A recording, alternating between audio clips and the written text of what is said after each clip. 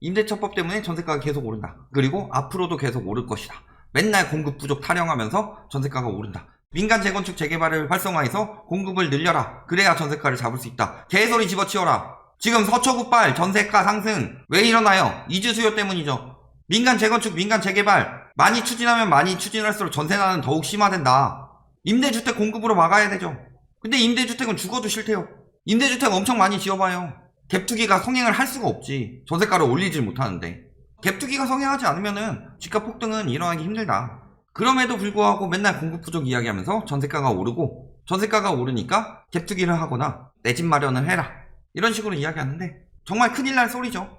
1분기 세종 아파트 전세 가격 3.45억. 경기 첫 추월 6월 24일에 1분기께 갑자기 나와요. 왜? 이렇게 되고 있으니까 세종 제발 좀 올라가 주세요 하고 1분기 거 갑자기 갖다 쓰는 거죠. 아직 2분기가 끝나지 않았으니 아직까지 1분기 써도 된다 라는 마음으로. 월별로 나온 지표도 굉장히 많은데 왜 갑자기 특히 세종 전세 계속 떨어지고 있는 지금 와서 경기도를 추월했느니 전세가 계속 오른다느니 이런 걸 조장하려고 하냐. 지금 요러고 있는데 왜 이렇게 돼요? 아니 세종은 공시가격이 70%가 올랐어요. 전국에서 최대로 많이 올랐죠. 서울도 20몇 %인데 그러면은 요거 뭐예요? 세입자한테 전가해야죠. 그들이 말하는 바에 따르면 세금은 세입자한테 전가한다. 종부세 올려봐라. 아무리 세입자한테 피해가 가게 될 것이다. 공시가격 제일 많이 올랐고 그에 따라서 종부세는 가장 많이 오른 곳이 세종이죠. 그럼 세입자한테 전가하고 있느냐? 안 되죠. 다 거짓이다. 세종이 인구가 줄고 있어요? 몇 안 되는 인구 늘어나고 있는 도시죠. 세종하고 경기도 이 정도나 인구 늘어나는 거 아니에요? 1생활권, 2생활권, 3생활권 막 그쪽이 엄청나게 많은 분양이 이루어졌고 지금은 거기에 비하면은 부지가 좁기 때문에 그만큼 분양이 안 나오죠. 공급 부족이네요? 공급 부족에다 수요 증가 거기다 세입자 전가까지 해서 전세가 폭등해야 되는데 왜 저러죠? 다 거짓말이었다는 거죠. 지금도 전세가 있었는데요? 없었습니다. 이런 기사 내고 있어요. 집경제 그 TV에서. 그러면서 아실 자료에 뭐 일일이 뭐 찾아봤는데 내가 들어가고 싶은 집 뭐 이런 이야기 하면서 전세가 없다 맨날. 비싸서 들어갈 집이 없다. 이 말이 맞는 거죠. 전세 매물이 없는 게 아니라 비싸서 들어갈 만한 집이 없다. 반대로 비싸서 들어갈 만한 집이 없다는 건 뭐예요? 네? 수요가 없다는 거죠. 전세 가격이 떨어져야 되는 거죠. 원래 그렇게 되는 거예요. 수요 공급이라면서요. 3,800가구 중에 26건이 전부였습니다. 다 저런 단지만 골라 찝어서 이야기한 거죠. 다 찾아봐가지고 적은 데만 골라서 이야기한 거다. 왜? 저런 데는 재계약하니까. 전세가 폭등시켜서. 전세가 없대요 맨날. 9월 21일이 무슨 기준이냐? 2020년 8월 21일에 허위매물 단속이 들어갔죠. 그리고 유예 기간을 1개월을 줬다. 그 1개월 이후에 9월 21일이 되는 거죠. 그때를 기준으로 전세가 줄어든 동네가 있어요? 전남, 경남, 대전, 경북, 제주, 부산. 제일 적은 데도 13.4% 늘어났고 제일 많은 데는 3배 이상 늘어났어요. 전세가 줄어든 동네가 하나도 없죠. 그런데 맨날 전세 매물 부족. 임대차법 때문에 전세 매물이 없어요. 임대차법이 7월 31일이죠. 그때는 허위매물이 있으니까 가려지고 그 이후부터 허위매물 다 떼고 그때부터 보니까 전세가 줄어든 곳이 없다. 왜? 전세가 올려놔가지고 내놓고 싶은데 그건 집주인 마음이고 세입자들은 저 가격에 들어갈 수가 없다는 거예요. 매물만 늘어나고 있는 거지. 공급 부족이요? 그래도 플러스예요.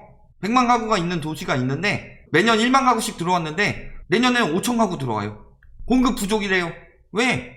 100만 가구 중에서 5천 가구 들어오면 100만 5천 가구 되는데 가구 수가 늘어나지 않는 이상은 매물은 늘어날 수밖에 없는 거죠. 전세 살던 사람이 입주하면 내 집에 들어가든가 그 집에 전세를 내놓든가 그런 경우니까. 그러니까 늘어나는 거예요. 줄어들긴 뭘 줄어드냐. 1인 가구 수 늘어나는데요. 1인 가구는 절반이 월세 살아요. 1인 가구 중에서 아파트 비중이 얼마나 되냐. 아파트가 거의 못 살아요. 지옥고라고 하죠. 왜 1인 가구가 늘어나는데. 노년층에서 사별하든가. 이거는 어쩔 수 없는 거죠. 요거는 기본적으로 이루어졌던 건데 급증하는 이유는 집값 너무 올려놓으니까 젊은 세대에서 결혼을 안 한다. 그래서 1인 가구가 늘어나고 결혼을 안 하는 이유는 집을 못 사기 때문에 결혼을 안 하는 거고 그래서 1인 가구가 됐기 때문에 집을 사는 수요도 안 되고 전세 수요도 사실은 힘들다. 지옥고 돌고 있다. 지옥고.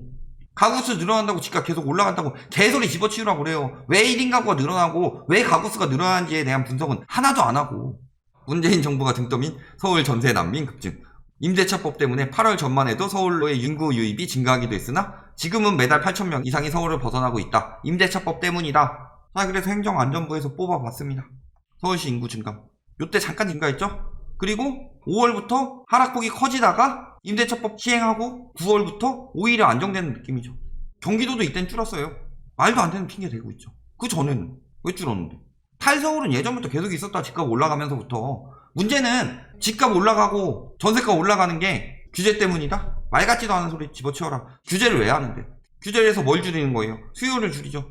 수요 공급 논리에 맞춰서 올라야 된다. 수요는 계속 있다. 사고 싶은 마음 있는 사람이 다 수요예요? 사고 싶은 마음이 있는 사람이 수요가 아니죠.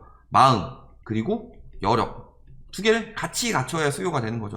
그래서 이 여력을 줄여버리는 게 규제다. 규제를 왜 해요? 투기가 횡행하고. 이걸 막는 가장 좋은 방법은 금리 인상인데 조금밖에 못 올렸죠. 왜 조금밖에 못 올려요? 금리를 왜 인하하는데? 자산 가격을 폭등시키기 위해서 금리를 인하한다. 개소리 집어치우고 코로나로 인해서 금리 인하. 그 전에도 뭐 미중 무역 전쟁으로 인해서 금리 인하. 취약계층이 대출을 갚기 힘들어지고 파산이 되고 그게 늘어나게 되면 경제 위기가 오게 된다. 특히 그 부담이 어디로 간다? 은행으로. 그걸 막기 위해서 금리 인하를 하는 거죠. 또 취약계층뿐만이 아니라 기업들 같은 경우 경제 위기 오면 굉장히 휘청거리죠. 한 100억을 빌렸어요. 금리가 2%일 때는 2억씩 갚아야 돼요. 근데 매출이 줄었어요. 1%로 낮추면 1억씩 갚아야 되죠. 버틸 여력이 늘어난다. 기업 무너지면 안 되니까. 금리를 못 올려요. 그러니까 수요 억제하기 위해서 하는 것이 뭐다? 규제책. 그래서 투기 수요 억제하는 규제책을 계속 냈다. 그런데 금리 인하로 인해서 자산시장이 폭등한다. 이런 이야기를 하고 있어요. 뭐 유동성이 풀리니까 자산시장이 폭등한다. 그거는 집값 거품이 없을 때나 통하는 말이고 그렇게 폭등한다라고 해서 막상 투기 수요들은 팔고 빠지고 누가 산 거예요? 2030 영끌 수요들 많이 샀다면서요. 왜 영끌 수요들이 사요? 집값이 막 상승하고 그래야 되는 시기면은 예전부터 부동산 시장은 장기적 우상향이고 부동산으로 인해서 돈도 좀 만져받겠다. 그런 5060이 사야지. 2030한테 팔아치우고 빠지려고 하는 수작이죠. 근데 지금은 뭐 20은 어차피 거의 다 말도 안 되는 소리고 보통 30이죠. 30. 빚 잔뜩 내서. 그래도 안 되니까 빠지는 거죠. 집값이 올라가니까. 자, 2차 전세대랑 1년 새 매물 절반이 사라졌다. 1년 전보다 55% 감소. 이런 기사들이 현실을 통계로 정확히 반영해주는 진정한 기사죠. 옛날의 언론처럼. 그래서 옛날 언론처럼 기사를 쓰는 거죠. 기사. 1년 전은 뭐다? 허위 매물 단속 전이다. 그리고 한 달 전보다 7% 주는 거 6개월 전 한 거죠? 6개월 전은 왜 안 해? 왜 딱 유리한 지표만 뽑아가지고 해요? 그러니까 진정한 기사다. 저는 이렇게 읽고 싶지만 전세 가격 지수도 이렇게 오르던 시기에서 이렇게 점점 되고 있죠. 계속 올라간다 하니까. 근데 그것도 일시적이고 변동률 줄어들고 있죠. 제발 좀 올라가 주세요. 전세가마저 떨어지면 큰일 납니다. 그러니까 가만히 있다 벼락거지 된다. 다시 부는 갭투자 열풍. 이런 식으로 해서 뭐예요?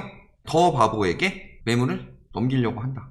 근데 전세금이 급등하면서 다시 확산을 조집니다. 이 이야기 하려고 그러는 거죠. 3주택 이상이면요 12%예요. 취득세가. 5억짜리 집을 사면 취득세만 6천 나와요. 그러면은 요 6천을 벌기 위해서는 어떻게 해야 되냐? 전세가 4억 정도 해서 갭 1억으로 들어갔다. 그렇다면은 여기는 1억으로 들어갈 만한 그런 곳이기 때문에 요 취득세 6천을 다음 사람한테 감당하기 위해서는 어떻게 해야 돼요? 4억 6천까지 전세를 올려서 5억 6천에 팔아야 돼요. 쉬워 보이죠? 아니요, 그렇지 않죠. 상승폭이 이렇게 되고 있는데 왜? 전세가 상승은 오로지 저금리 때문이었다. 그래서 3월, 5월 금리 내리자마자 상승폭이 커졌다. 이걸 임대차법 탓으로 돌렸는데 7월 1일에 기사가 있어요. 그러다가 그 언론에서 갑자기 8월부터는 입 싹 닦고 임대차법 때문이다 하고 말을 바꾼 거죠. 자, 그러면 3주택 이상들이 사느냐? 안 사죠. 누가 사요? 갭투기를. 둘 중에 하나예요. 공시가격 1억 미만. 이거 아니면은 1주택 갭투기인데 1주택 갭투기라고 하기에는 힘든 점이 뭐예요? 절반은 갭투기일 수 있고 절반은 내 집 마련용일 수가 있죠.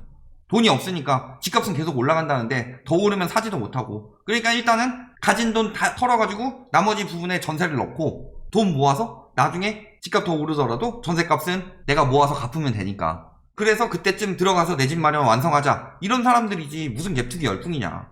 지금 전세가 올려서 갭투기 좀 해주세요. 우리 갭투기 많이 한 사람들 매물 좀 받아주세요. 임대사업자도 말소되고 있는데 지금 내년 내후년 계속 점점 더 종부세 폭탄 나올 건데 다주택 갭투기 매물 좀 받아주세요 이거죠. 혹은 내 집 마련해라. 전세가 올라가서 점점 더 힘들어질 거니까 돈 더 모아서 내 집 마련해라. 이런 식으로 해서 뭐예요? 지금 내 집 마련하는 수요들 진짜로 투기 많이 해보고 경험이 있는 사람들은 매번 위기 때마다 똑같았어요. 부동산 위기든 경제 위기가 왔을 때 항상 부동산이 폭락했고 그 위기가 어떻게 왔냐? 유동성 늘어난다고 하죠. 리번 때도 똑같아요. 뭐 2005, 6, 7, 8년 막 이때 가보면은 맨날 유동성 증가로 인해서 집값 폭등한다. 기사들이 그렇게 조장을 하고. 그래서 집값이 올라가는데 거품이 먼저 생기고, 근데 위기가 어느 정도 극복이 되는 경우에 여기에 플러스로 유동성의 문제점이 생기죠. 뭐가 나와요? 인플레이션. 인플레이션으로 인한 문제가 자산가치 하락으로 인한 문제보다 훨씬 더 위험하다. 왜냐면 방치하면 하이퍼 인플레이션이 되면은 베네수엘라 꼴 나는 거예요. 그러니까 기축통화가 아니면은 인플레이션 방치하면은 굉장히 위험하다. 그러면 어떻게 돼요? 왜 미국보다 선제적으로 금리 인상하는데? 미국은 인플레이션이 나도 돈 찍어서 막을 수 있어요. 어느 정도 기축통화라서 세계적으로 사주니까. 원화는 안 그렇죠. 그럼 뭐 해야 돼요? 금리 인상. 그 다음에 집값 등 자산가치 폭락. 늘 이거 겪어왔던 사람들은 다 이 패턴을 알아요. 유동성 막 늘어나서 집값 올라간다고 할 때 실수요들한테 팔고 빠진다고요. 지금도 그러려고 하고 있는 거죠. 금리 인상이 눈앞에 왔으니까 전세가 계속 올라간다. 앵무새처럼 반복하면서. 왜? 거래가 안 되니까 팔아야 되는데 거래가 안 돼요. 전국도 거의 말인데 이 정도 수준밖에 안 나오겠죠. 많이 나와요. 서울 5월 지금 나오는 거 한 5일 정도 남았는데 많아야 5천 건이죠. 근데 지금 1,000건밖에 안 돼요. 6월 거의 다 가는데. 인천도 6월 되면서 거래량 이렇게 된다면서요.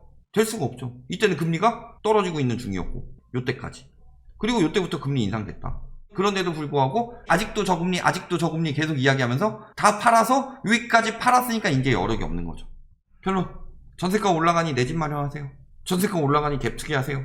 요런 여론을 부추겨서 위험한 다주택 매물을 받아주면 집값 폭락이 조금 더 늦춰지니까 이 이야기 하고 있는 거다. 문제는 전세가가 올라갔던 이유는 뭐예요? 저금리로 인해서 신용대출 받아도 월세보다 싸니까. 근데 문제는 뭐예요? 신용대출이 막히고 있죠. 전세가 얼마나 올라갈까요? 역전세는 날 수도 있다. 역전세는 아니 솔직히 머지 않았어요. 저렇게 되는 순간 완전히 무너지는데 막판에 이렇게 산 사람들, 초보 투기꾼들, 초보 수요들 어떻게 되냐? 지금 상투가 아니라 엔젤링이라고 그랬죠. 여기 상투에서 끝났어야 되는데 갑자기 경제 위기가 와서 금리를 한 번 더 내려버리니까 엔젤링이 되어버렸다. 그 가격으로 사는 거다. 사고 나서 조금 더 오른대요.